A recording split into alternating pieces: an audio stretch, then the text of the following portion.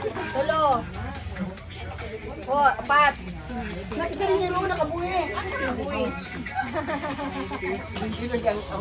Ang tag-iya.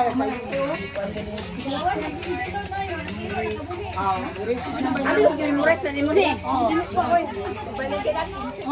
Nakita ko ito sa liya pa. Kaya nung ikalkal. Anak-anak. Asa ka nang? Ano ka nang? Godfrey nga, puro behind the scene. Godfrey, ano ba yan? Play agad to. Oh. BTS pa yan. Oh. BTS yan. Ano yung BTS?